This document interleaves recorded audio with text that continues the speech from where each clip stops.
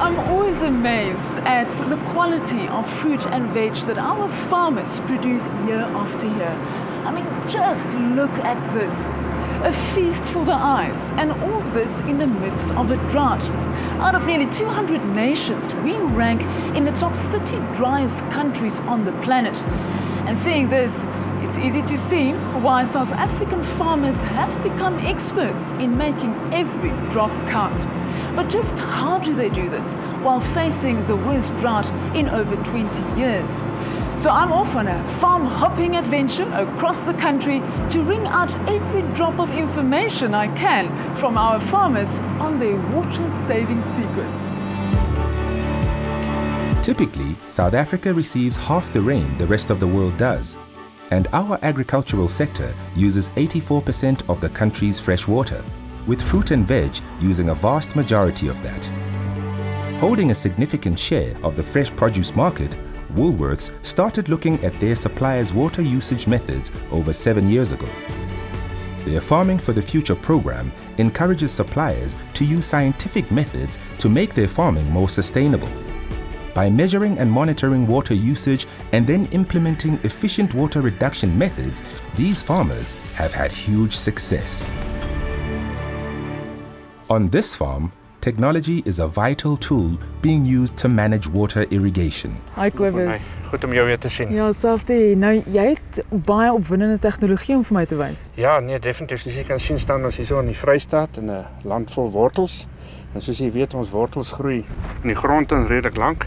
So is baie belangrik dat ons seker maak dat ons die regte hoeveelheid water op die regte plek gee. Ja. Sodat die wortels optimum smaak kan hê. Ons lekker sterk. Ja, nee, hulle is goed.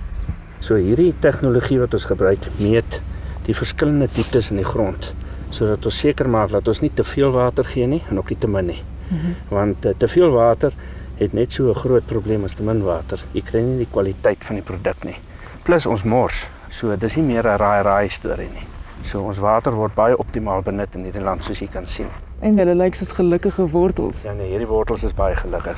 Technological tools help modern farming. But as the farmers who use these tools were quick to point out, in the end, they are just tools. Die groot ding van besproeiing is jy wil kompaks voorkom, want kompaksie vind maklik plaas as jy water op water neersit. Laat die plant die suurstof wat hy nodig het om te groei, saam met hom opneem. Managing soil structure is another tool farmers use. Here, Kobus demonstrates this by pouring the same amount of water into 2 soil samples. Both are from the same farm, but one has never had compost added, while the other is compost rich. 26. 26. So jy kan sê ons het 10 ml meer water gehou in hierdie grond met die kompos as in daai grond. So as jy dit gaan uitwerk na per hektaar toe, wat 100 meter by 100 meter is, en kom ons sê 40 cm diep, is dit groot hoeveel liters water wat jy in jou grond kan stoor.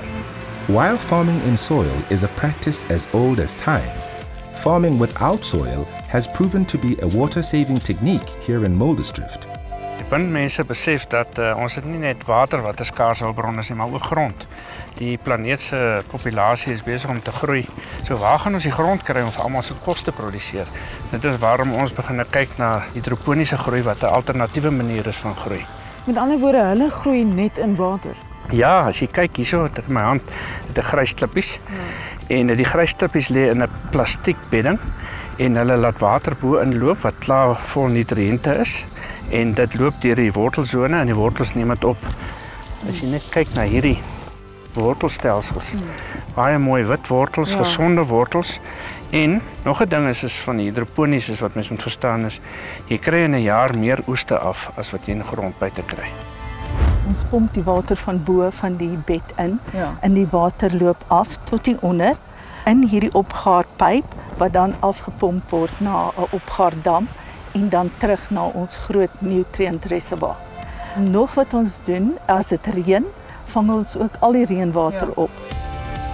Recycling and reusing water keeps this farm water secure and has helped to lessen the pressure on freshwater supplies. But on other farms, new rootstocks as well as protecting the soil has also helped with water savings. The result being the orchard of the future. So van Muldersdrift tot by Grabouw en hier keer ons nou weer terug na die gebruik van grond. Ja, vrugteverbouwing is beter in die grond glo ons. En hierso probeer ons kyk hoeveel kilogram ons kan afhaal per vierkante meter. So ons groei meer produk of appels as wat ons bome groei. So as jy kyk na hierdie oppervlakte en ons wil die grond bedek hê soos in die natuur. En in Suid-Afrika is evapotranspirasie een van ons grootste gebruikers van water. So ons glo dat daar meer water bespaar sal word sodat ons water meer effektief kan gebruik. Nou hier is alles onkruid, Kobus. So my vraag is, kompeteer dit nie vir dieselfde water as die boom nie? Mense sou dink dat dit kompeteer met die boom. Natuurlik gebruik dit water, maar die som totaal is dat ons minder water gebruik. One of the objectives of this Orchard of the Future is converting every litre of water into fruit wherever possible.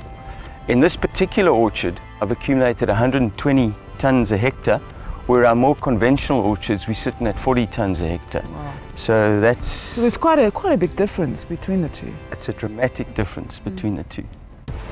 The data kept by these farmers has been independently audited over the past 8 years, showing that these water-saving techniques have had great success. It's been an amazing journey to see how our nation is being fed from very dry and overheated soil. The farmers are doing their bit for water conservation, so why don't we try to do the same in our own homes? Take composting. I've been amazed at how much water can be stored in the soil this way. And no more long soaking watering sessions for me. I now know more about the root depth of plants as well as the harvesting and recycling of rainwater. Now I just have to implement a mini version of that by collecting rainwater from my gutters. So my journey ends, and I must confess to being surprised by the picture that was painted for me. Yes, the land is dry and the crops have been shriveled by the heat. But the clever science in action that I saw out there really gives me hope for how we can tackle bigger issues like climate change on our planet.